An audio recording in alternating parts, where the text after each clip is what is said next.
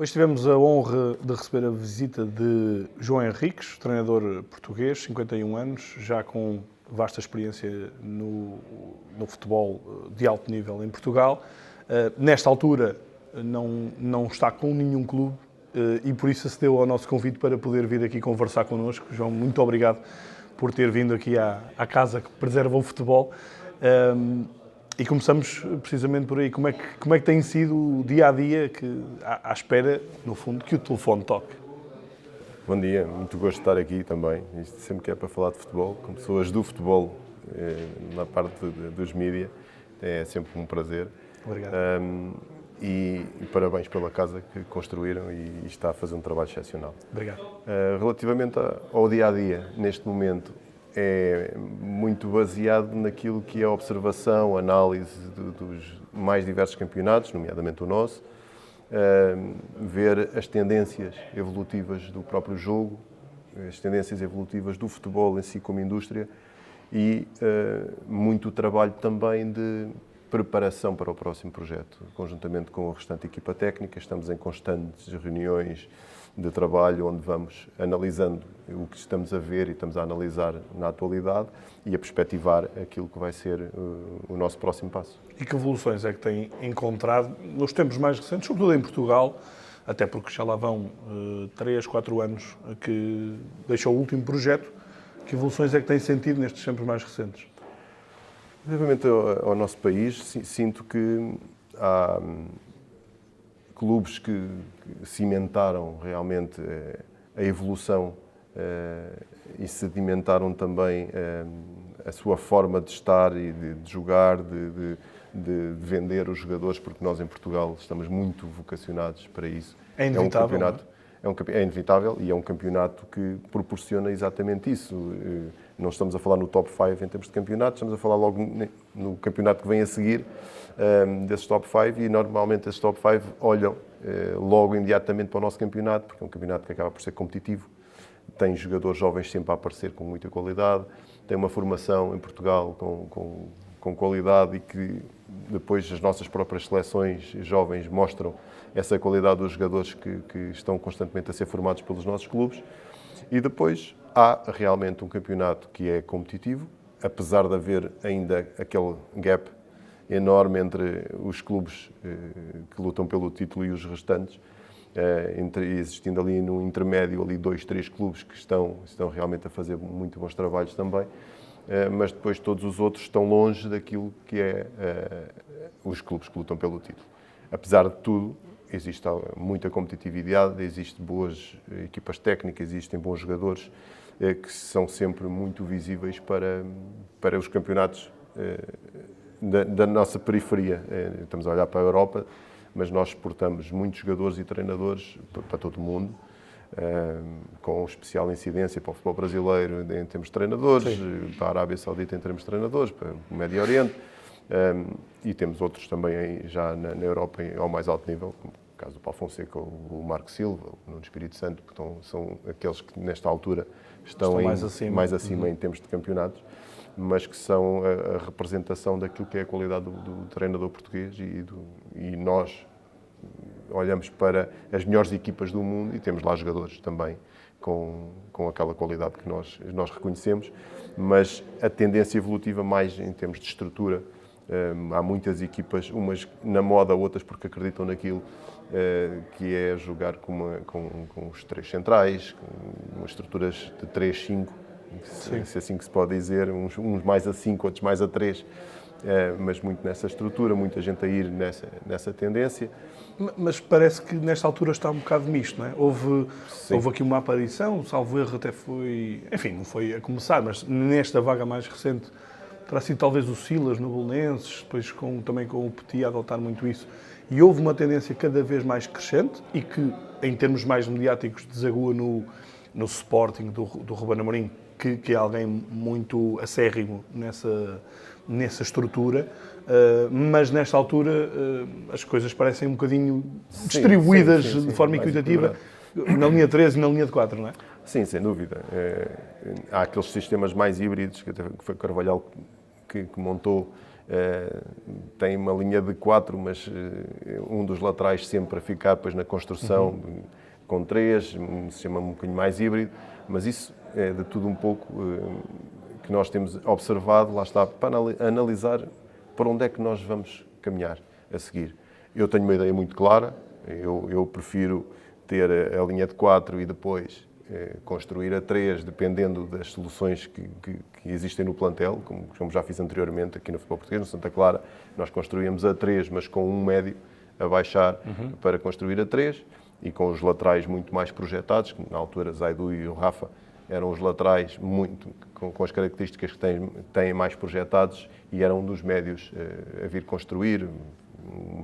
Foi o Rachid, foi o Chico Ramos, médios com qualidade para construir. Depois, mais tarde, o Santa Clara continuou com essa tendência, mas mais com o Morita, com o Anderson Carvalho. Pronto. Foram sempre médios que fizeram esse papel para essa construção. Mas esses são sistemas mais híbridos, que eu gosto de ir fazendo algumas alterações, mas olhando muito para aquilo que é o que o clube tem, o que nós podemos ir buscar, que tipo de jogadores são, até porque eu, por exemplo, no Olímpia, na minha última experiência, fazia exatamente isso, mas com o lateral esquerdo, com o David Soalé, que era ele que com os centrais fazia essa construção e nós montávamos essa situação exatamente assim, e não tanto com os médios, era outra opção que nós tínhamos, mas isto para dizer que, olhando para aquilo que tem sido a tendência, existe isto, há treinadores que gostam muito e são, não queria dizer fundamentalistas, mas estão muito agarrados àquele sistema, está muito bem estruturado, bem trabalhado, como é o caso do Ruben, do Sporting, que está nesta altura muito forte, jogadores muito confortáveis. Já escolhe a dedo os jogadores para determinada função, mais do que posição é função. Sem dúvida, até porque o tempo que tem de treinador dentro do mesmo da casa fez com que isso fosse possível e as pessoas também acreditam, porque os resultados vão aparecendo.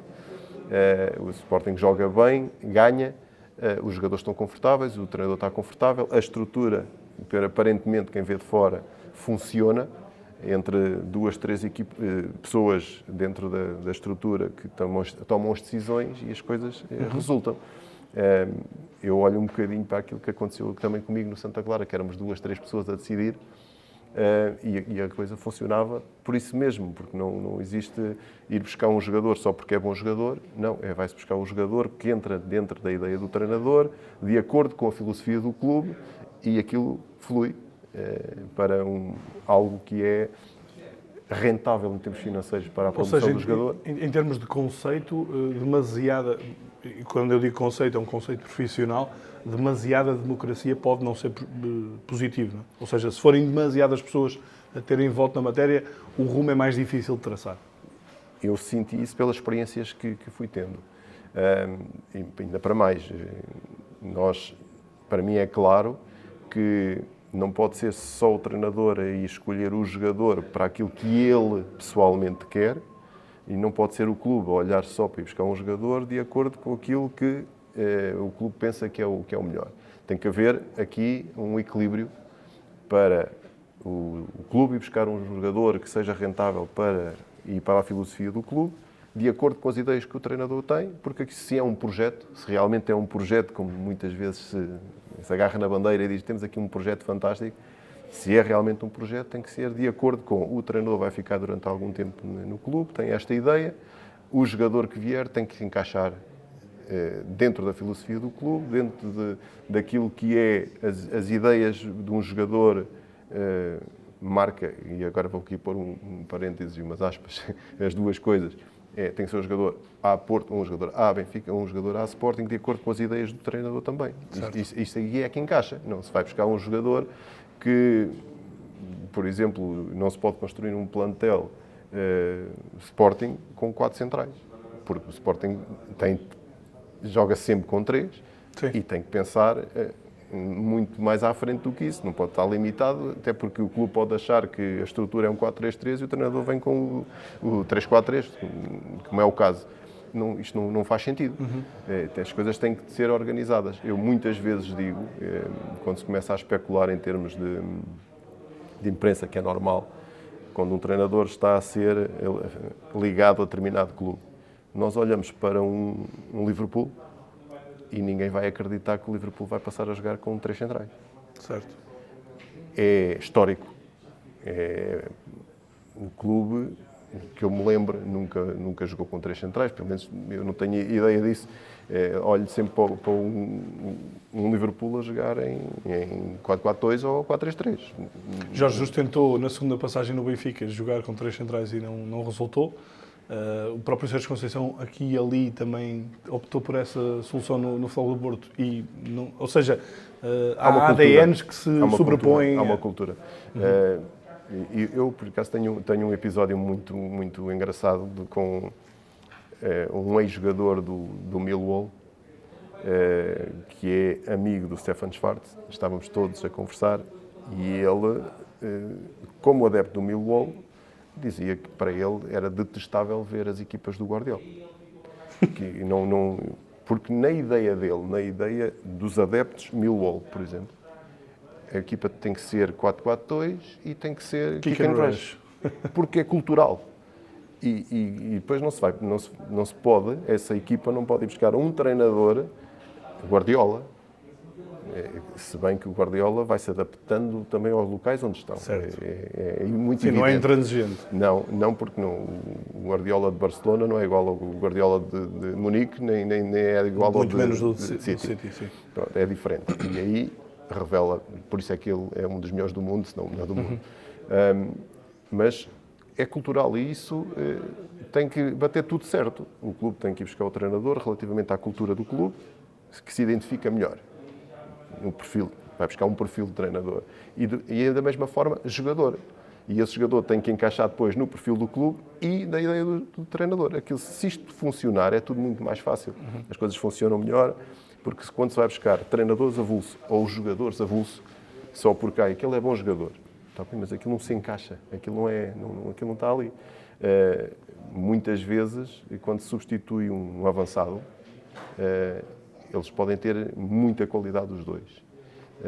Mas se o treinador, a ideia do treinador com o avançado anterior, aquilo funcionou. Porquê? Porque ele gosta de um avançado pressionante, que é o primeiro defesa da equipa, recuperador de bolas, é um avançado que gosta da profundidade ou que gosta de baixar entre linhas. Pronto, independentemente dessas características, funcionou. Vai buscar outro com características completamente diferentes e quer jogar da mesma forma, claro, aquilo não vai funcionar. E não é pela qualidade ou não do jogador. Houve erro no casting porque não se adequa à ideia do treinador e à filosofia do clube. Só isso. Porque o jogador tem qualidade. E muitas vezes os erros que acontecem, tanto nos jogadores como nos treinadores, é exatamente esse.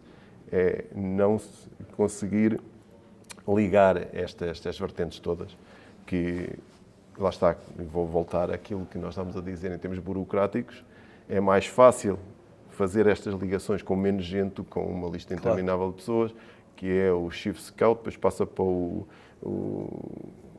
diretor, depois o diretor técnico passa para o diretor desportivo passa para o treinador, e depois começa a haver muita gente.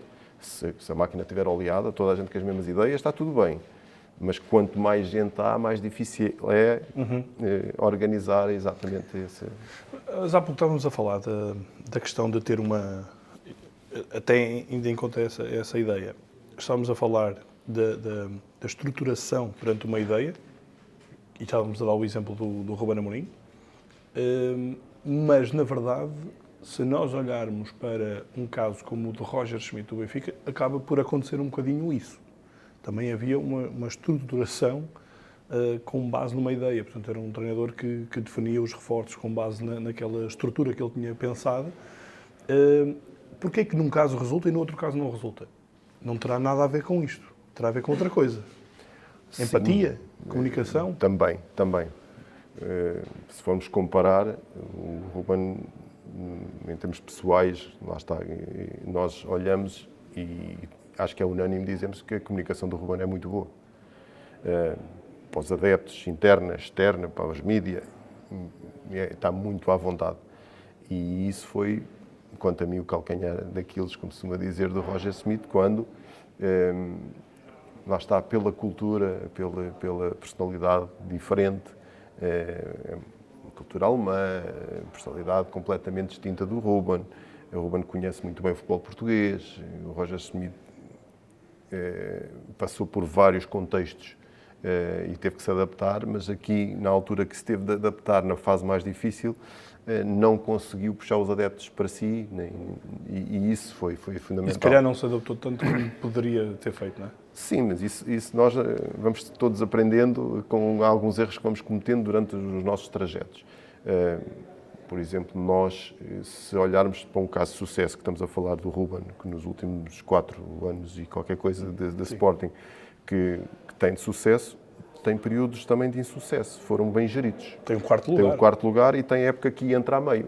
Também, Sim, isso é a quinta época, enfim, já foi só para preparar a época do título. Não começa bem, porque não tinha que começar bem, porque é uma ideia diferente que entra ali, e ele vai reajustando, e foi só para terminar, mas muitas vezes acontece isso a muitos treinadores, que depois não é protegido e ele também não sabe gerir essa questão. Ele, quando entra no Sporting, foi inteligente da forma como foi abordando as situações, porque a exigência Sporting, a exigência Benfica, a exigência Porto, a exigência Vitória, a exigência Braga, hoje em dia, não se dá meias épocas de borla, não se dá uma época de borla a ninguém. Isso é sempre muito complicado. E 5 jogos de borla até podem ser prejudiciais, não é? E foi muito bem gerido por ele, pela estrutura, porque acreditaram muito no Ruben e naquilo que ele podia vir a fazer, independentemente, ainda por cima, pelo que pagaram para um treinador, que era inédito, em Portugal. E houve ali uma série de questões que foi muito bem preparado. Porque em circunstâncias normais, o quarto lugar, e a época como foi, não foi só o quarto lugar, foi eliminação para a Taça com o Varzim, se não me engano, a Taça da Liga também não correu bem, o campeonato é quarto lugar, a equipa teve uma época um pouco regular e normalmente isso dá em divórcio. É isso. E é chegar à minha questão, não é? A comunicação, a empatia. A comunicação do próprio clube soube gerir muito bem essa situação. O Ruben soube gerir muito bem essa situação. A estrutura protegeu muito bem aquilo que acreditava. E isso é uma mais-valia para depois, no ano a seguir, voltarem a ter sucesso. Quem é o seu treinador referência nesta altura?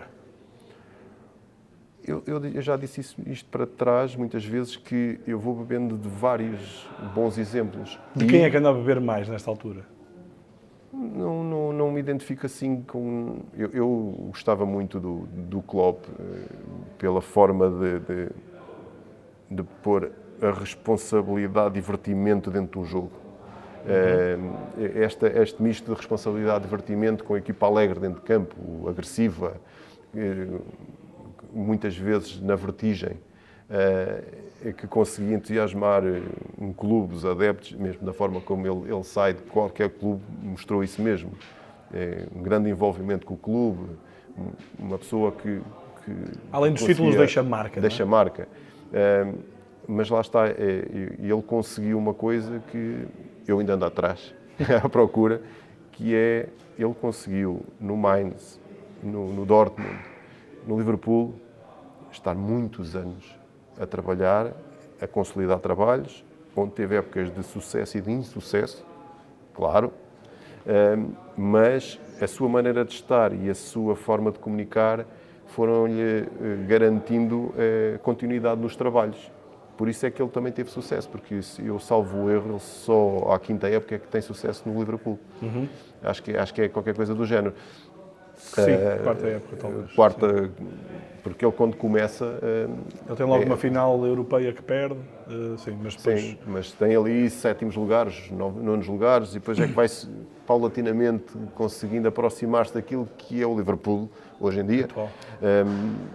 E isso são trabalhos consolidados, e isso, sem dúvida alguma, que não é permitido na maioria das equipas, nomeadamente em Portugal, estamos a falar das tendências e da atualidade. Infelizmente, é muito resultadista de 2, 3 jogos, 5 jogos, 10 jogos, 8 jogos, e ninguém consegue deixar marca em 2 meses de trabalho, em 3 meses de trabalho. É impossível. Porquê é que isto está a acontecer? Ou porquê é que isto continua a acontecer em Portugal? Há pouco em off estávamos a falar disto de eu até estava a comentar que sentia que nos últimos anos tinha havido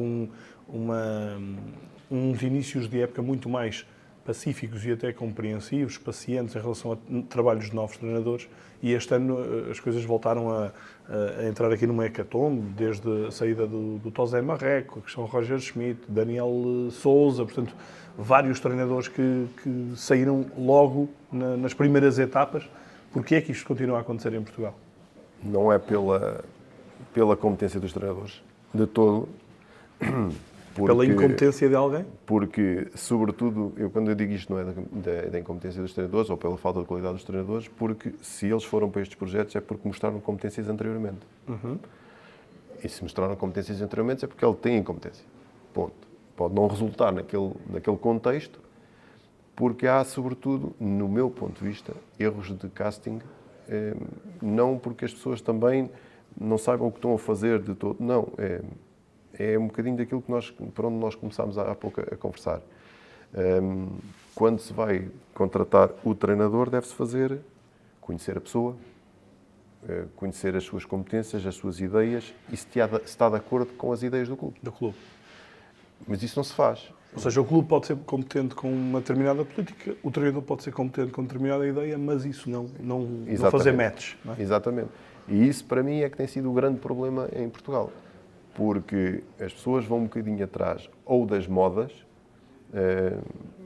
queremos treinadores experientes, então toda a gente vai contratar treinadores experientes. E depois, passado um tempo, já agora é todos jovens, está toda a gente a tentar descobrir o novo treinadores no CP, não é? E depois vão todos atrás daquilo. Está tudo certo, há muito bons treinadores no Campeonato de Portugal, até no Distrital, e há muitos bons treinadores experientes. Há de tudo. Claro. Tem que haver correspondência das ideias. E eu defendo que, e felizmente eu tive essas oportunidades há pouco tempo, de fora sentir o que é ser escrutinado minuciosamente para ver se dá match. Vamos mergulhar nisso? Entre o treinador e o clube e as ideias que existem para o clube. E em Portugal, pelo aquilo que eu senti também da experiência por onde passei, é pelas modas. Se eu fiz uma boa época no anterior, toda a gente quer. Mas ninguém ainda percebeu se aquilo vai dar match ou não, porque não conhecem a pessoa, as ideias, se vai de acordo com aquilo. O Presidente tem uma ideia, porque é muito presidencialismo ainda, em Portugal, que é o Presidente que toma a decisão, é o Presidente que despede, é o Presidente que contrata, é aconselhado pelo diretor desportivo e muitas vezes o diretor desportivo tem uma ideia diferente do Presidente. Mas não se sobrepõe. Não sobrepõe. E por vezes, se calhar, o diretor desportivo tem maior conhecimento de fundo de futebol do que o próprio Presidente, que é mais gestor de empresa, não é? Eu não consigo entender que, ao final de algum tempo, pessoas de estruturas consigam comentar situações. Mas eu não sabia que ele era assim. Não.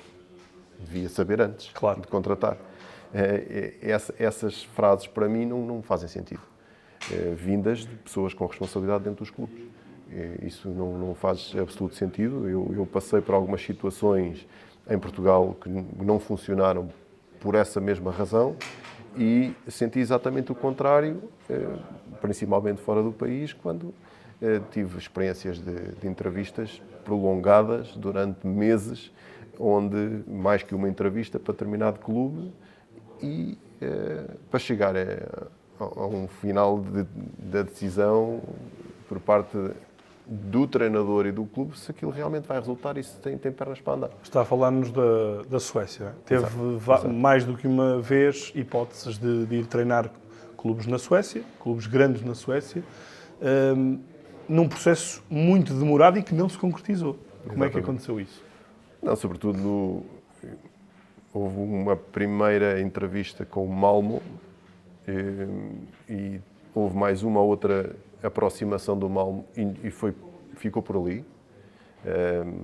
Mas com o AEK de Estocolmo não, foi um processo onde eu sentia que já estava com os dois pés dentro do clube para começar a assumir as funções. Mas foi um processo que iniciou em abril e terminou só, já estávamos a entrar no início de setembro. E parece, em Portugal isso não existe. Portugal tem 24 horas para decidir, tem 48 horas para decidir. Na E Suécia, há apenas uma conversa. e é uma conversa, e é logo, parte-se logo para aquilo que é as condições, e quantos anos, e os valores, e não se fala do principal antes. Que é o saber se ele é assim. Se ele é assim. E aconteceu com o AEK de Estocolmo a primeira vez, que tive uma entrevista, foi online, tivemos uma conversa. Depois convidaram-me para ir à Suécia, estive com um diretor técnico, e depois fui novamente convidado para voltar à Suécia para falar com o diretor desportivo e com o diretor financeiro. E pela terceira vez que sou convidado para ir à Suécia, houve uma seriação, não é? Eles tinham vários candidatos em abril, menos candidatos em junho, julho, e quando sou chamado em setembro, sou eu, que já estava na shortlist, mas o número 1 da shortlist. Já ver o jogo ao lado do Presidente. Já sentado na bancada, vi um jogo a segunda mão da Conference League, quando foram eliminados. Vi um jogo, o derby da cidade de Estocolmo, contra o Hammarby, ao lado do Presidente. Depois de ter tido uma reunião com o Presidente, onde ter apresentado as ideias, a forma de jogar, a forma de potenciar jogadores, reuniões com treinadores da formação, a observação dos jogos da equipa feminina, de uma equipa satélite chamada equipa B, onde são colocados os jogadores que vêm da formação que não entram na equipa A do AEK de Estocolmo. Fez isso por iniciativa própria ou por imposição deles? Foi um bocadinho as duas coisas. Eu com curiosidade de conhecer o clube por dentro e, ao mesmo tempo, eles com vontade de começar a ligar já o treinador a toda a estrutura para perceber também as minhas valências relativamente às comunicações, à forma como lidava com cada uma das situações. Mas a primeira entrevista de todas é para conhecer a pessoa. Esta pessoa sabe estar connosco, tem ideias, tem facilidade, tem comportamento, sabe estar, é adequado àquilo que é a ideia do clube.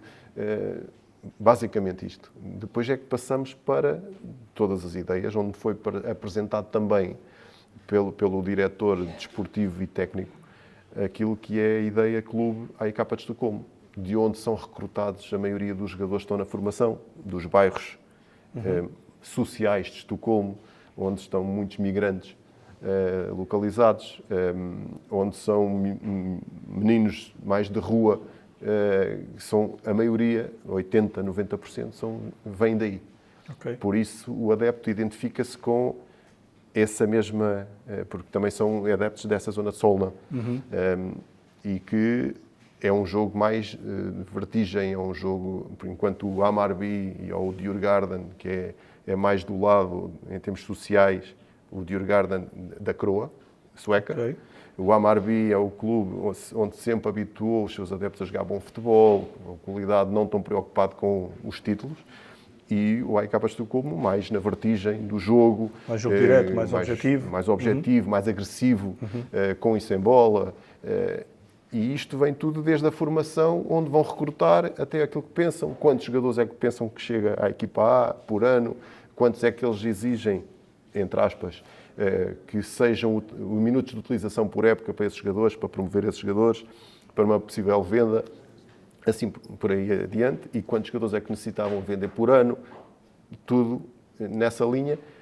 E isto foi-me apresentado após a minha apresentação da minha passagens anterior, os jogadores que tinha promovido, vendido, entre aspas, também nos clubes onde passei, que tipo de futebol é que eu tinha apresentado, e eles achavam que eu era, por isso é que eu fiquei em primeiro lugar na shortlist. E depois veio a pergunta, porquê é que não se concretizou?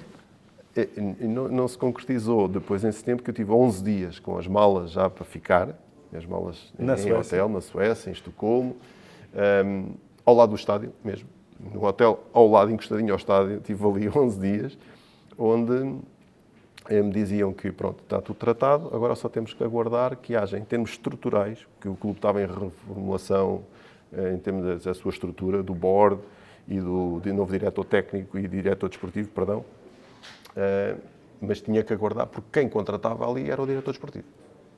Não podia ser nem o presidente, nem mais ninguém. O diretor desportivo é que fazia a contratação, mas como estava um de saída e estava um de entrada, eu tinha que aguardar que houvesse esse processo, e esse processo iria demorar algumas semanas. Semanas ou meses.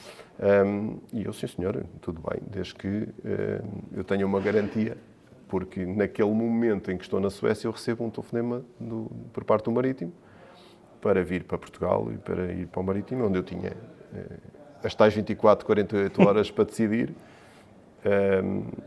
para vir para o Marítimo, que é um clube sempre aliciante em Portugal, um clube grande, que representa uma região também, representa muito, é um clube grande, e aquilo que me apresentaram via telefone suscitou algum interesse, mas eu estava muito focado no ICAP de Estocolmo, falei com as pessoas, olha, eu recebi de Portugal, fui 100% honesto, mostrei tudo, tenho esta proposta para voltar para Portugal, mas se vocês, porque as épocas na Suécia é ano civil, estava a terminar em novembro, a época era para terminar e para planear tudo para a época seguinte. O treinador em curso soube sempre que ia sair. Eu tinha acabado de ser despedido, quando eu vou para a Suécia já tinha sido despedido. Ok. Pronto, estava um interino, estava o treinador do Sub-19. Iria acabar a época, provavelmente. Iria estar ali a fazer a transição. Não sabia exatamente quanto tempo, mas iria fazer a transição. Até porque ele iria ser um dos adjuntos da equipa técnica. Já tinha tido reuniões com ele, inclusive. E estava tudo encaminhado para que as coisas acontecessem, e eu disse que a única coisa que eu queria, eu não me importava de esperar até início da época, janeiro, onde se faz a pré-época, a partir de janeiro, mas tinha que ter alguma garantia para poder rejeitar uma proposta que tinha em mão de Portugal. E eles disseram que não funcionavam assim. Que queriam muito o treinador João Henriques, mas enquanto não houvesse aquela reestruturação, eles não podiam estar, e eu é que tinha que decidir. E foi difícil, foi um momento difícil, porque sem nada, sem garantia nenhuma de que aquilo iria ser 100% certo. Nós estamos muito habituados culturalmente a que as coisas hoje são uma coisa, amanhã são outra, e no norte da Europa eu depois percebi que realmente era eu que iria entrar, mas já era tarde, porque já tinha vindo para o Marítimo. Inclusivamente quando cheguei a Portugal e fui para a Madeira, ainda falei com as pessoas em Estocolmo, não estava nada decidido. Aliás, eu vou para o Marítimo e sei que só passado 1 mês, 2 meses, praticamente é que se dá a tal mudança. E eles tiveram que optar, não pelo... Eu soube disto posteriormente, porque já estávamos muito ligados, e as pessoas confessaram que acabaram por não conseguir o número 2 da shortlist, foram para o número 3 da shortlist. E que acabou por fazer os últimos jogos da época e iniciar, e que a coisa não funcionou porque eles disseram que queriam era o João Henriques e acabaram por ir para o número 3. Não voltou a haver nenhum contacto? Houve assim, mais umas aproximações, mas nunca coincidiu também eu estar disponível, e não aconteceu. Porque, infelizmente, era um mercado que eu assisti vários jogos, inclusive da segunda liga sueca. Estou muito identificado com aquele campeonato e achava que era um mercado muito interessante. Não é por acaso que o Vitor Gyökeres está a resultar. Existem muito bons jogadores, e agora o Futebol Clube do Porto também foi buscar um jogador que eu já tinha visto no Hammarby. Tem muito bons jogadores. Um deles, neste momento, é um dos jovens que está a despontar no Brighton, o Ayare. Estava no AEK Estocolmo quando eu lá estive. E há sempre estes jogadores a aparecerem naquele mercado, jogadores muito interessantes. O Joe foi para o Sporting Clube Braga, também estava no AEK de Estocolmo. Eram jogadores todos do AEK de Estocolmo que eu identifiquei. Falei com algumas pessoas, até de scouts portugueses, para olharem para alguns jogadores que lá estavam, mas o Ayari, pronto, foi para a Inglaterra, é mais difícil nós conseguirmos ir buscar. Depreendo que, sabendo o que sabe hoje, se calhar tinha feito de forma diferente. Sem dúvida. mas nós nunca sabemos, já está, são decisões que nós tomamos, decisão errada porque não houve basicamente sucesso no Marítimo, pela situação que o Marítimo atravessava e pelo pouco tempo que tive no Marítimo. Eu tive 10 jogos no Marítimo, 11 jogos, salvo erro. 11 jogos. 11 jogos no Marítimo, numa altura em que entro com o mercado fechado, saio antes do mercado abrir, porque era o início do Campeonato do Mundo, houve aquela paragem, numa altura conturbada do clube. Pois eu ia perguntar isso, como é que se explica que um clube, durante tantos anos, que foi, podemos dizer, top 6 em Portugal, sim. Muito estruturado, muito consistente em termos de resultados, muitas vezes na Europa, como é que se explica que esse clube de repente entre neste turbilhão todo que vamos assistindo ao Marítimo e que caiu na segunda divisão e que continua por lá? Visto de fora, isto poderá coincidir com a construção do estádio, mas provavelmente não terá nada a ver com isso. Não, o pouco tempo que tive na Madeira, identifiquei logo que é um clube enorme, com um grande potencial. É um clube que realmente tem um estádio lindíssimo, tem onde nós treinávamos um local fantástico, na Ribeira Grande. Uhum. E tem tudo para ser um clube que volte a ter aquela estabilidade na Primeira Liga, que é onde tem de estar. Mas eu, quando cheguei numa altura em que não havia diretor desportivo, tinha acabado de sair a direção da SAD, O presidente do clube assumiu... O presidente do clube a assumir a SAD, havia ali estruturalmente vários problemas e desportivamente o problema que havia era só era 0 pontos à sexta jornada.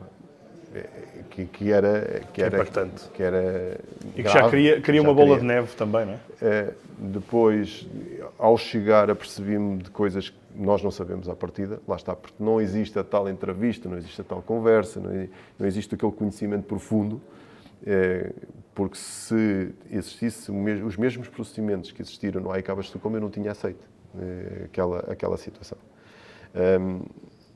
Mas poderá também o treinador ter outro tipo de cuidados, entrevistas quase ao clube para perceber, para se inteirar mais do estado que vai encontrar? O grande problema em Portugal é que existem muitos e bons treinadores para poucos clubes e esses muitos e bons treinadores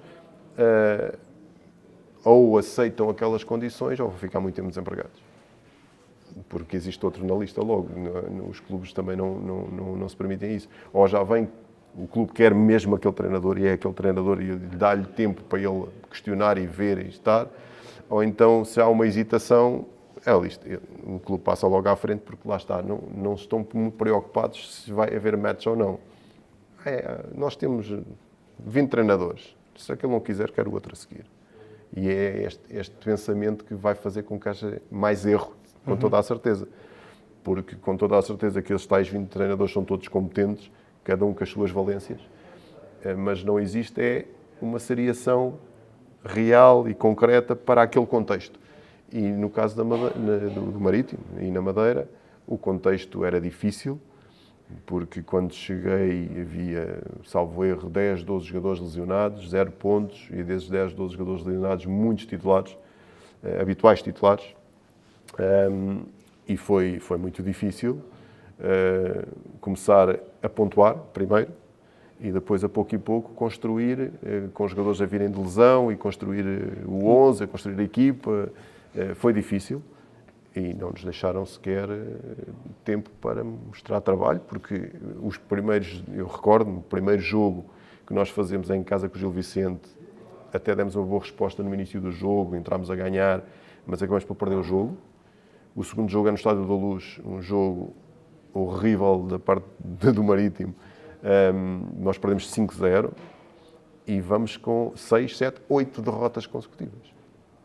E depois é que começamos a pontuar mais à frente, conseguimos vir a passos, vencer, começamos a crescer no campeonato e estamos ali já a começar a tentar aproximar-nos daquelas equipas que estavam ali também no fundo da tabela, e há a paragem do Mundial e acharam que teriam que trocar. Lá está, porque havia muitos anticorpos. O próprio Tiago Lanho, quando chega, sentiu isso, sentiu muita dificuldade. Quando ele já estava a começar a pensar em como ia estruturar o mercado de janeiro, eu também saí, ia buscar novo treinador. Pronto, existem várias coisas que fazem com que a responsabilidade não é do Vasco que estava antes, não é do João Henriques e não é do Zé Gomes, que dá a descida.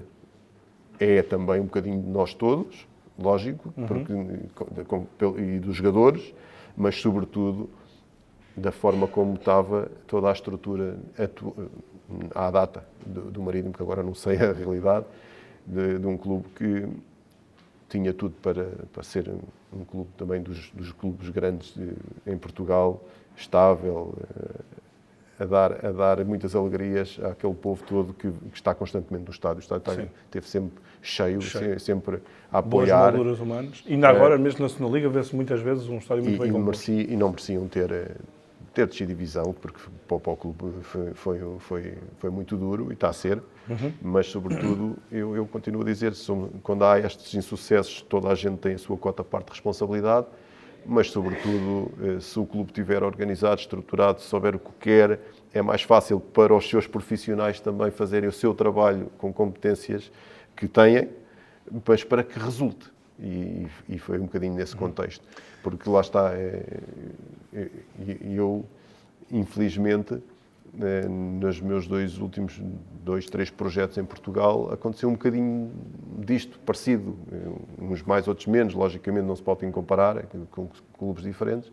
Mas, por exemplo, eu no Moreirense, também os jogos que tive, eu só perdi com os grandes.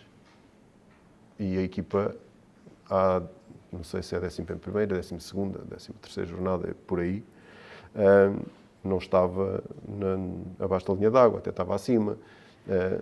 E, de repente, as coisas rompem abruptamente porque há uma ideia presidencialista de temos que mudar. E eu não condeno isso, as pessoas sentem-se bem assim, acham que deve ser assim, mas resultou numa descida de divisão. Porque houve várias mudanças. A responsabilidade foi do João Henriques, do Lito Vidigal e do Sapinto. Também tivemos todos responsabilidade. Mas, sobretudo, destas constantes trocas. Nunca é bom para um clube. Será gerir por impulso? Será isso? Muitas vezes na emoção, porque gosta ou não gosta desta situação, e isso leva a determinados erros. Faz com que depois se pague caro com uma descida de divisão. Obviamente tem que descer alguém. Normalmente é assim. Mas se todos estivessem muito organizados e fosse uma descida exclusiva na questão desportiva, é jogo, é futebol, tem que ser, mas algumas delas nós olhamos e vemos que há muitas dúvidas, não há certezas, não há estabilidade, e isso paga-se caro com essas decisões. E nestes 2 casos, são diferentes, obviamente, que o Moreirense é um clube muito mais estável atualmente, porque pode ter a estrutura, lá está, pequena que tem, mas tem uma estrutura, tem gente extraordinária dentro daquele clube, que o tempo que passei lá, tem gente extraordinária e gosta muito do clube, fazem tudo, consideram bem pelo clube, e tem uma pessoa que toma sempre a última decisão, que é uma pessoa que eu não tenho razão de queixa absolutamente nenhuma, a não ser no momento de me despedir, não pelo despedimento em si, porque nós estamos sempre sujeitos a isso. Claro. Mas da forma como foi, porque não se justificava. Se há sítios que nós ficamos sem saber exatamente o porquê, ali foi uma delas, não se justificava de todo, porque a equipa até estava a praticar um futebol condizente com aquilo que nós pretendíamos. Os resultados nem estavam a ser extraordinários, nem estavam a ser maus, porque nós tivemos um início de campeonato difícil, onde nas primeiras jornadas apanhamos logo os 5, o top 5 do campeonato, e que foram apenas essas derrotas. Todos os outros resultados nós discutíamos, vencíamos, empatávamos ou vencíamos com equipas do nosso campeonato, não perdemos com ninguém. Inclusivamente tínhamos acabado de eliminar o Vitória em casa, fizemos um extraordinário jogo, tivemos a vencer por 3-0 e nos descontos é que sofremos ali 2 gols. E fizemos um extraordinário jogo empatamos com o Gil Vicente em casa e somos despedidos. E o Gil Vicente do ano que Ricardo Soares vão à Europa. Certo. E nós não percebemos, não conseguimos perceber, porque os sinais muitas vezes é inevitável. A mensagem não passa, os jogadores não há ligação, a equipa não está a ganhar por milagre ou está a empatar por milagre, não joga bem, há vários problemas. E não era o caso. Não era o caso, é muito pelo contrário. No momento em que há o despedimento, os capitães e a equipa até quiseram, o termo foi este, na altura, queremos falar com o homem, presidente, porque isto não pode acontecer, o que é que se passa, está tudo a correr bem, porque é que vamos estragar o que está bem? E eu é que no balneário conversei com eles, é futebol, vamos continuar, fica a torcer por vocês por fora, aquelas palavras não foram de circunstância, porque era aquilo que eu sentia que o grupo tinha condições para fazer um bom trabalho, mas que aquilo foi uma paulada grande no grupo, porque depois andou muito tempo à deriva, não pela responsabilidade do treinador a seguir, mas pela situação em si, que foi mudança, novas ideias, restaurar tudo, e foi ali um período difícil e que viu-se no final que foi muito negativo. Prejudicial. João, nesta altura mais parada, mais até de reflexão, olhando para o trajeto mais recente, falámos aqui de 2 casos, há também o caso do Vitória, que foi entrada a meio e saída também ainda durante. A verdade é que na carreira de Primeira Liga do João há uma clara estabilidade no Santa Clara. Antes tem também uma passagem atribulada pelo Passos Ferreira. Do ponto de vista da autocrítica, o que é que encontrou nestes tempos? Se encontrou alguma coisa que precisa de melhorar ou que evitará nas próximas situações? Bem, basicamente eu continuo a acreditar num chavão que eu tenho utilizado várias vezes. Se me deixarem fazer um trabalho com princípio, meio e fim, vai resultar de certeza, porque sempre que aconteceu, resultou. E não só nesta fase Primeira Liga. Eu comecei no Leixões no início da época, as coisas estavam a correr muito bem, porque eu era adjunto do Kennedy, e o Kennedy teve que sair por motivos pessoais, isso foi mais que falado. Claro. E depois há uma continuidade de trabalho e nós conseguimos até ali janeiro agarrar no clube e o clube estava em posição de subida quando sai para Passos. E esse trabalho todo que foi feito ali, lá estava com o princípio, estava com o meio, só não terminou porque o passo para a Primeira Liga foi o risco assumido. Claro. Foi um risco assumido. Nós sabíamos que o Passos, naquela altura, eu já seria o 3º treinador e quando falei com a equipa técnica, disse, olha, sabemos aquilo que nos espera. Ao que vão, não é?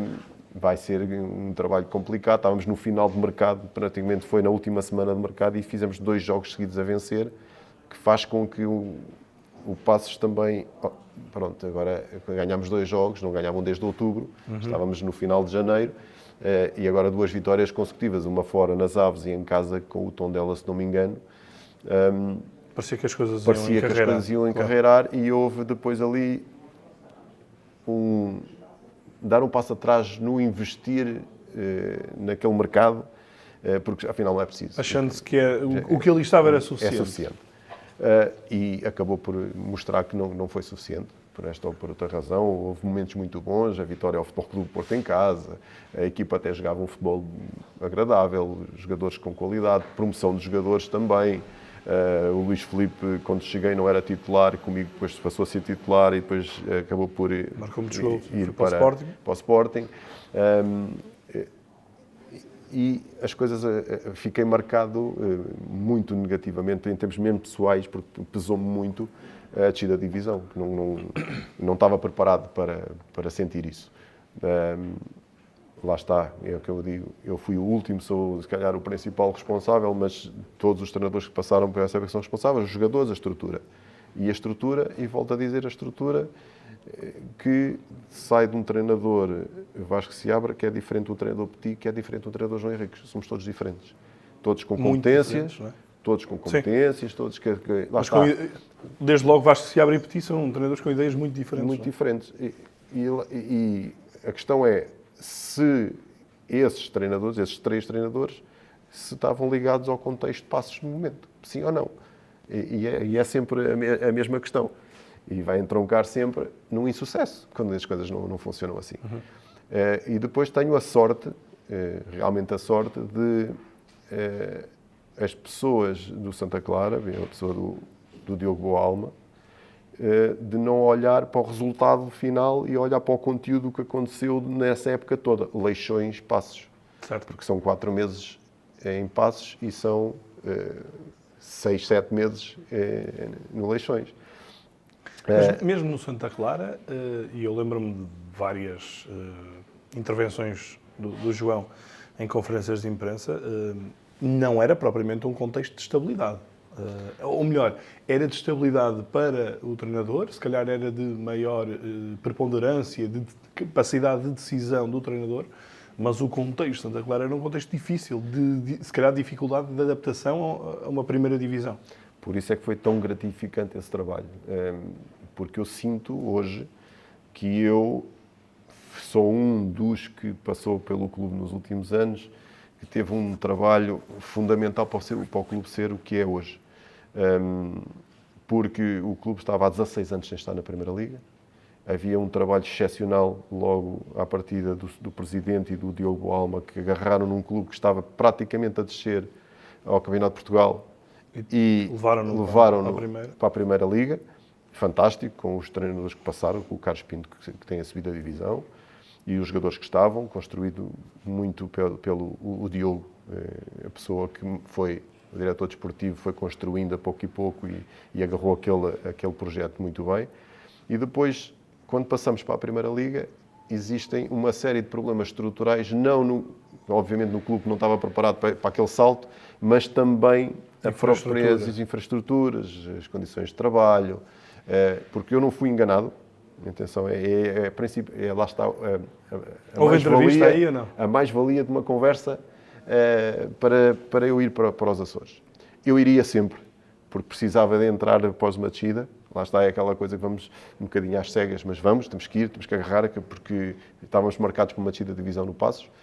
Mas o Diogo teve o cuidado de dizer: as condições de trabalho são estas é o principal problema. A equipa ainda não está preparada, tem que ser uma coisa, temos estes jogadores. Estamos a pensar, a pouco e pouco, construir assim. Explicou-me exatamente os jogadores que tinham contrato, os que estavam de saída, os que ele achava que tinham potencial e que não tinham jogado. A perspectiva do diretor desportivo, a perspectiva do clube. E o que é que se pretendia para o clube. E logo ali, e depois tivemos a conversa, ele também me conheceram melhor a mim. Pronto, ele seguiu o meu trabalho, considerava que para aquilo que era a ideia dele para clube, que eu era o treinador indicado, também para ali, e as coisas correram bem por isso mesmo. Foi muito difícil, o primeiro ano então foi muito complicado, mas nós conseguimos criar ali uma família também à volta daquilo, e tivemos que nos unir muito. Até porque depois, acho que é na segunda época, há o contexto da pandemia, e em que vocês têm que passar 2 meses no continente, não é? Exatamente. Longe de casa e num contexto completamente fechado. Tivemos várias adversidades, mas essas adversidades são ultrapassadas precisamente pela boa organização, pela boa estrutura, pela confiança e por se deixar trabalhar durante um longo período. E há um período-chave, ainda na primeira época, porque o clube precisava de começar a potenciar os ativos para vender, para crescer dentro da Primeira Liga. Não havia volta a dar. E nós fomos fazendo essas apostas e fomos todos os anos, nos 2 anos que lá estive, vendendo jogadores e promovendo. E hoje em dia a gente olha e vê Zaidus, vê Fábio Cardoso, vê Fernando Andrade, por aí fora. Lincolns e Carlos Júnior. Tiago Santana, Crisan, tantos jogadores que foram passando, depois o Maurício a seguir, o Rafa foi para o Corinthians, por aí fora, o André Ferreira que está em Espanha como guarda-redes. Não é nada, não é? Exatamente. Tantos jogadores que nós fomos promovendo e o clube foi tendo o retorno financeiro, mas isso valeu muito pela forma consciente de cada passo que foi dado, porque numa primeira fase há 2 momentos-chave nessa primeira época para ver este crescimento, que é, nós entramos a perder no Marítimo, primeiro jogo, Segundo jogo, ao intervalo em casa, estamos a perder 3-0 com o Braga. Isto fica 3-3. E fica 3-3. Isto é marcante porque nós vimos numa descida de divisão, o clube acaba de subir, perde na Madeira, no Marítimo. Está em casa a perder 3-0. Iríamos para uma terceira jornada, a jogar fora, já num contexto, seria complicado. Claro. A resposta que a equipa dá, e aquele 3-3, e se o jogo demorar mais um bocadinho, até se calhar vencíamos o jogo, porque deu confiança ao povo que está à volta naquele arquipélago fantástico, naquela ilha fantástica, deu confiança às pessoas por fora para poderem se envolver também com o clube. E nós começámos a agarrar de fora para dentro, a trazer mais consciência onde estávamos. Porque as pessoas não estavam ainda com os pés fora da terra e precisámos dessa ajuda toda. E depois o clube, lá está, com o presidente, com o Diogo, com o Marco Santos, depois que veio, o team manager, que foi uma mais-valia para o clube em termos organizativos de tudo e mais alguma coisa, que era sempre um apoio tremendo, que ele agora está no Casa Pia a fazer também um excelente trabalho, que é uma pessoa competentíssima. Nós conseguimos todos juntos ir organizando as coisas. E depois temos outro momento que nós perdemos em casa com o Belenenses, num jogo até bom que nós fazemos, mas perdemos. E o presidente, no final do jogo, diz que queria jantar com a equipa técnica. E esse é o momento em que eu digo, pronto, olha, lá vamos nós. Lá vamos nós. Não, lá está, não estávamos nem bem nem mal na classificação, mas perdemos em casa com o Belenenses, num jogo que nós não perspectivávamos que acontecesse daquela forma. E o presidente, ainda antes de começarmos a jantar, quis ir fumar um cigarro para a varanda do restaurante e chamou-me e disse, olha, nós estamos aqui porque eu estive a falar com o Diogo, nós queremos já tratar da renovação por mais uma época. E isto define exatamente aquilo que eles pensavam, que eles viam o que estava a ser feito em termos de trabalho semanal, viam a relação que nós tínhamos com a equipa, os jogadores gostavam, a mensagem passava, o trabalho estava a ser bem feito, logo vamos consolidar exatamente isto para que isto resulte.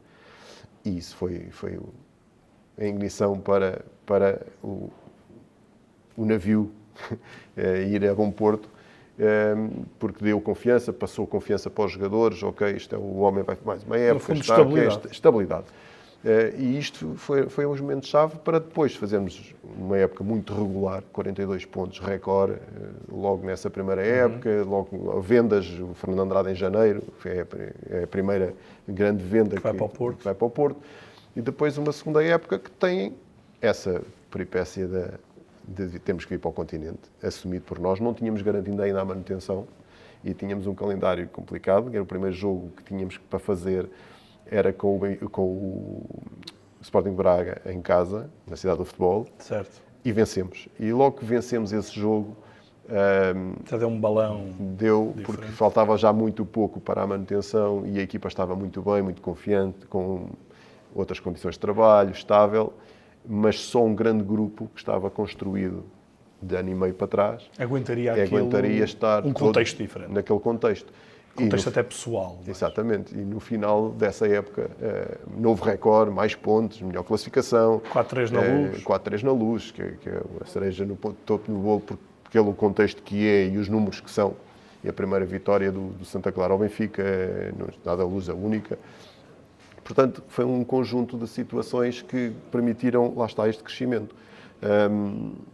E voltando ao início deste tema Santa Clara, houve um princípio, houve um meio e houve um fim. Até a forma como nós terminámos, a relação de 2 anos foi diferente. Nós fizemos a conferência de imprensa no final do jogo em casa com o Vitória Sport Clube, onde elogiámos mutuamente, em termos sinceros mesmo, daquilo, mas era um ciclo que tinha terminado e tanto o clube continuou a sua fase de crescimento, que na época seguinte se qualifica com Daniel Ramos faz sexto lugar, mas de um trabalho consolidado de crescimento em que eu tive a minha parte de responsabilidade de fazer com que o clube fosse crescendo também dentro da Primeira Liga. E o Vitória, por fim? O Vitória foi uma situação, lá está, não houve princípio, mais uma vez. Nem fim. Nem fim. houve ali um meio, e esse meio até começou muito bem. Foi um meio que... Contextualizando, foi depois da saída do Tiago Mendes. À quarta jornada, o primeiro jogo no Bessa, que vencemos 1-0, gol do Marcos Edwards, e fizemos um conjunto de resultados muito bons. E para dizer isto, no final, eu saio do Vitória com 9 derrotas neste espaço, e as 9 derrotas são 5 delas com os grandes. Os grandes. Aliás, há uma delas com o Porto, teve a ganhar 2 vezes. Exatamente, em casa. E perdemos 3-2. E com o pior contexto que se pode ter no Vitória, que é não ter os adeptos na bancada. Que era uma menos-valia que o Vitória tem, de facto, quando joga em casa, os adeptos fantásticos e aquele público fantástico que empurra sempre a equipa para muitas situações, às vezes difíceis, que a equipa está a sentir dentro de campo, e com essa ajuda, esse jogo é um caso que, com adeptos, o Vitória não perde. Não perdia aquele jogo. Temos um caso de um empate em casa, por exemplo, com o Farense. Nós estamos a vencer e nos descontos o Farense, no lançamento de linha lateral, empatou esse jogo, perdemos ali 2 pontos. Então, tenho a certeza que com adeptos nós não perdemos esse jogo, não empatamos esse jogo. Mas porque o Vitória tem essa valia de ter um estádio sempre também muito bem composto, os adeptos incansáveis no apoio à equipa. E isso nós não tivemos. Nunca tive essa experiência de estar no banco do Vitória com os adeptos a apoiar, e a pressão dos adeptos dentro do estádio para a equipa andar mais. E muitas vezes, quando a equipa começa a cair, são eles que obrigam, no fundo, a equipa a ter que ser Vitória. Não tendo tido essa experiência, mas até pelo que nós falámos aqui, se tivesse tido os adeptos, sabendo como é que são os adeptos de Vitória, sabendo como é que é o João Henriques, tinha dado matches? Eu não tenho dúvidas que as coisas seriam... ali no Vitória, lá está, entramos a ganhar, entramos bem. Nós na primeira volta perdemos 3 jogos só. Perdemos com o Futebol Clube Porto, com o Braga e com o Sporting. São os 3 jogos, porque vamos empatar à Luz. Todos os outros jogos, não me recordo de todos os resultados. Há uma derrota na taça em casa contra o... Santa Clara. Santa Clara, exatamente. Contra o Santa Clara, e fomos vencer 4-0 depois ao Santa Clara, exatamente, ao campeonato. Num jogo até bem conseguido, até porque o Santa Clara fez um golo fantástico de fora da área, e passámos o jogo todo em cima de Santa Clara, mas fomos eliminados. Mas de resto, é uma primeira volta, salvo erro, com 31, 32 pontos, muito boa, que era praticamente das melhores voltas do Vitória, e estamos numa fase muito boa, e numa fase muito conturbada, porque quando chego também muitos jogadores novos, e nós estruturámos, ajudámos a estabilizar a casa. Fomos buscar jogadores da equipa B, Oscar Stupinã, o Jonathan, que agora está no Rio Ave na baliza, também estava na equipa B. Mandámos jogadores que estavam connosco na equipa A para a equipa B, e fomos estabilizando ali um grupo para depois conseguir os resultados. Isto em andamento, logicamente, que isto não foi fazer a pré-época e ir construindo as coisas, não. Isto em andamento. E fizemos uma época onde nós conseguimos agarrar num André Almeida que tinha tido 70 e poucos minutos de campeonato na época anterior. Tinha tido, curiosamente, mais jogos em Europa, mais minutos em Europa e Taça da Liga e Taça do campeonato. E o André Almeida, posso confidenciar isto, quando foi para o Valência, recebi uma mensagem dele a agradecer aquilo que eu tinha feito por ele no Vitória, porque foi um jogador que eu apostei. Dei-lhe confiança para ele fazer o trabalho dele. Foi um dos jogadores utilizados. Era um meio-campo jovem com o André, mas com o Pepe Lu e o André Almeida, 2 jovens que hoje estão... Pepe Lu ainda agora foi à seleção espanhola, não? Foi chamado. Tem 2 jogadores fantásticos. Foi o começarmos a apostar em jogadores que estavam na equipa B e nos sub-23 para serem titulares, a serem chamados a serem internacionais. E depois o Marcos, que vai para o Sporting, já estava, e fomos continuando. Foi o Oscar Stupinante, depois que acaba de ir para o City e faz o percurso que faz, que estava na equipa B. Nós fizemos ali estes reajustes e ajudámos esses jogadores a crescer e potenciar, para que também houvesse o tal retorno financeiro para o clube, que também é um dos objetivos. Mas abruptamente, e E curiosamente, quando eu tinha opção para mais uma época e o Presidente à data diz que iam acionar, nessa altura que estamos a terminar a primeira volta, as coisas estão a correr muito bem, acionar a opção para mais uma época. O diretor desportivo, Carlos Freitas, sai por problemas de saúde, não há reposição de diretor desportivo e as coisas começam-se a desmontar um bocadinho, as decisões começam a ser mais complicadas, o mercado de janeiro muito complicado.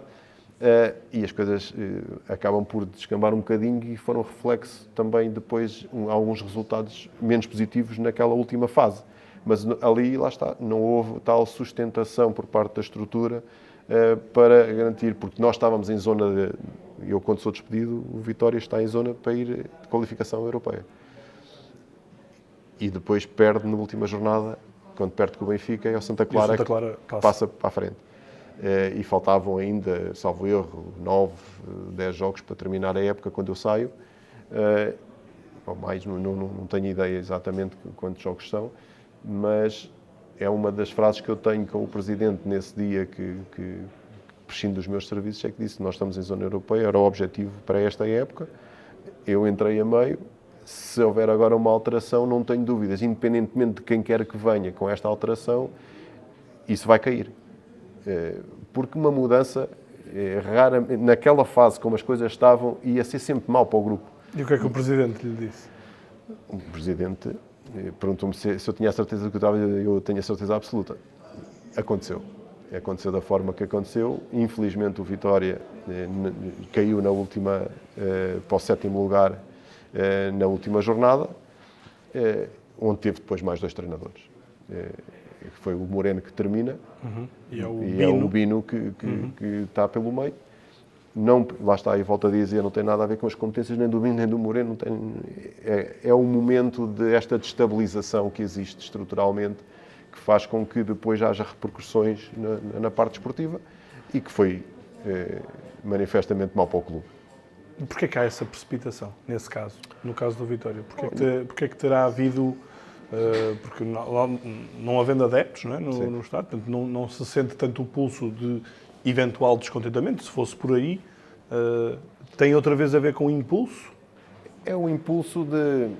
Repare, estava-se a aproximar novas eleições para a presidência do Vitória e havia essa pressão dos resultados para cimentar a recandidatura do presidente na altura.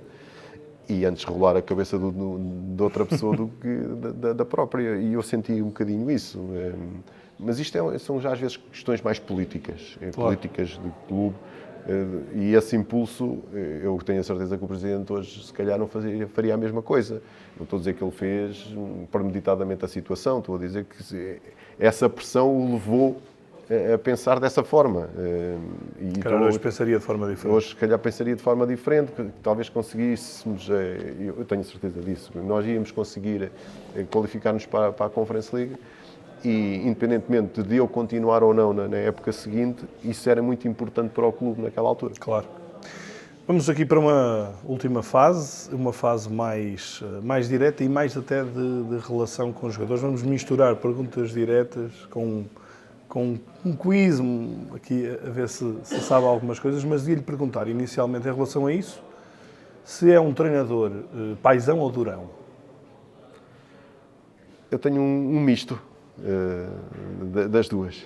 Eu tenho um misto das duas porque eu gosto que confiem em mim como alguém que esteja próximo deles nos momentos que eles precisem, mas como se costuma dizer no bom português, trabalho a trabalho, conhaque é conhaque. Quando é para trabalhar também estou lá e sou muito exigente, mas quando é para dar a mão e para passar a mão pelo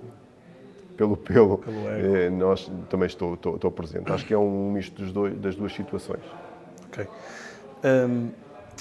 Sabe dizer-me qual é que foi o jogador com quem fez mais jogos? Portanto, o jogador com mais jogos sob o comando do técnico do João Henriques. Foram 75 jogos. 75? 75 jogos, talvez Fábio Cardoso. Não? Está lá perto.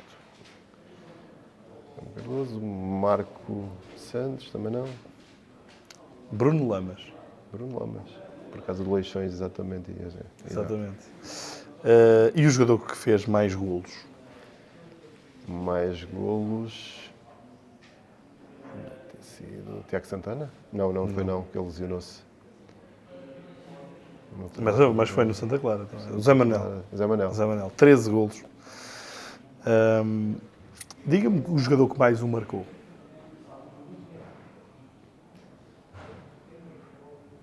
Aqui já não é adivinha, atenção. Sim.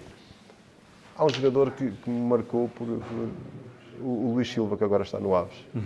Capitão da equipa do Leixões.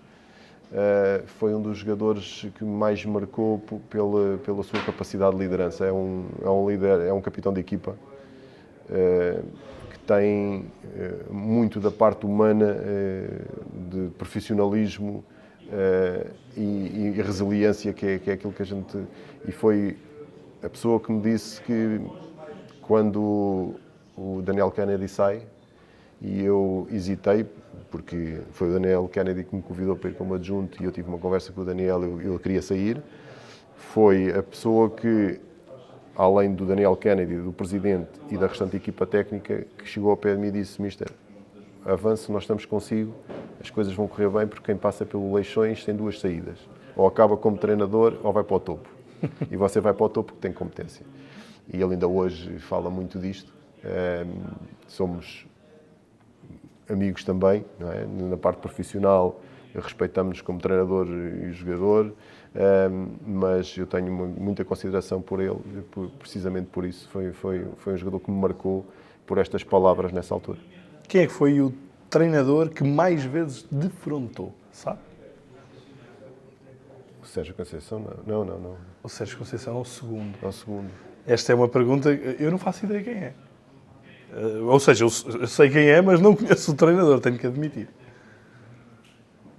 Ou seja, já é para trás. Lá para trás. Um treinador que treinou o Riachense, o Torres Novas e o Almeirim.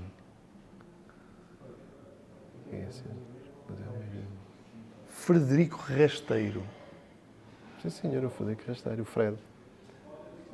14 vezes. A seguir, o Sérgio Conceição, sim. com 11. Queria lhe perguntar sobre o Sérgio Conceição. Porque, de facto, há pouco falou da tal vitória frente ao Futebol do Porto. Eu estava lá a fazer a cobertura desse jogo e saltou à vista aquela quesilha na altura que teve com o Sérgio. Posteriormente, foram várias vezes de abraço. E até numa das saídas do João Henriques, o Sérgio Conceição, em conferência de imprensa, teve declarações abonatórias e compreensíveis para muito do que já estivemos aqui a falar. Não é? O que é que aconteceu nessa altura e como é que tem sido desde então? Aquele momento é uma interpretação do Sérgio que está, como ele está sempre focadíssimo e muito a defender o seu clube e a sua equipa. Obviamente que eu estava em vantagem no marcador e eu tenho um gesto para dentro do campo que a interpretação do Sérgio é que eu estou a mandar o guarda-redes para o chão. E eu, no gesto que estou a fazer, é calma. Eu estou a dizer calma para dentro do campo e eu faço isto e nisto o nosso guarda-redes deita-se no chão. Deita-se no chão porque quis ali respirar, porque o Porto estava naquela altura. E ele, no final, é esse confronto do antijogo, daquelas coisas que não era verdade. Pronto, nós estávamos ali numa fase também difícil, precisávamos dos pontos. Estamos a jogar contra o Porto, estamos em vantagem.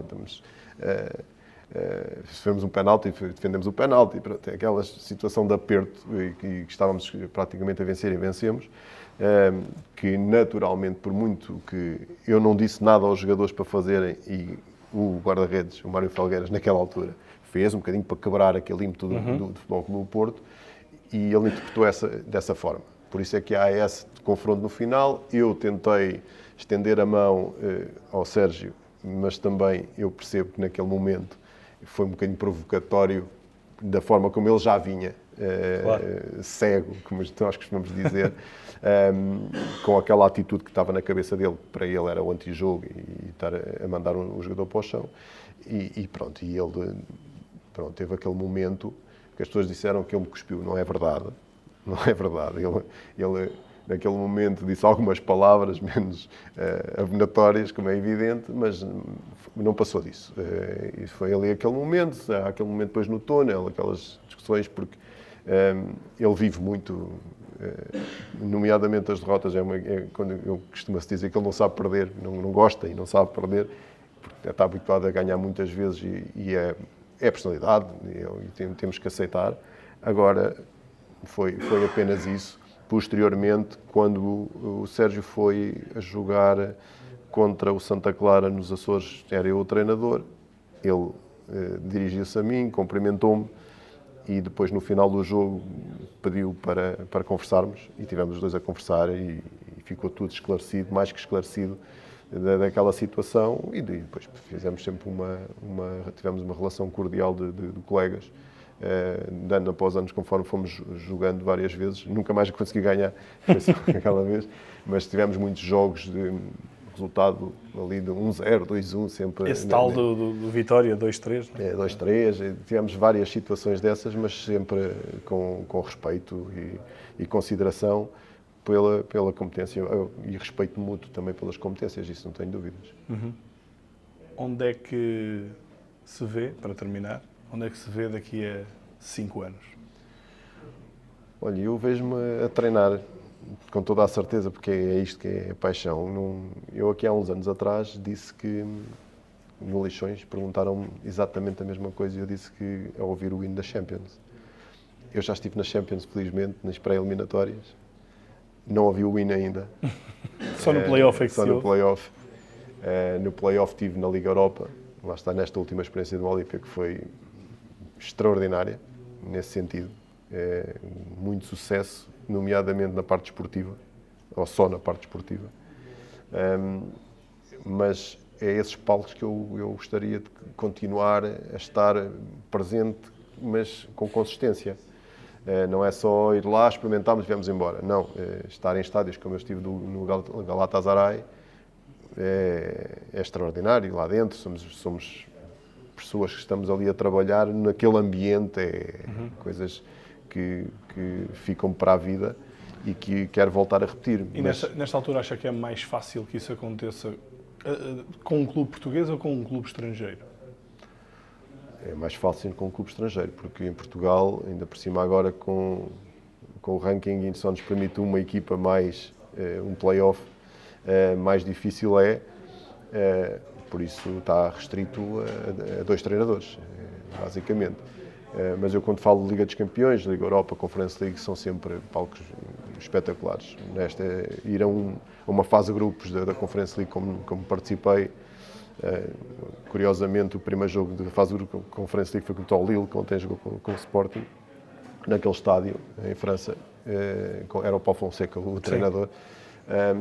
São esses palcos que realmente sentimos que estamos a chegar a um patamar que era um sonho e que está a passar à realidade e que depois sentimos que nós temos competência para estar aqui. Então vamos continuar a trabalhar para isto.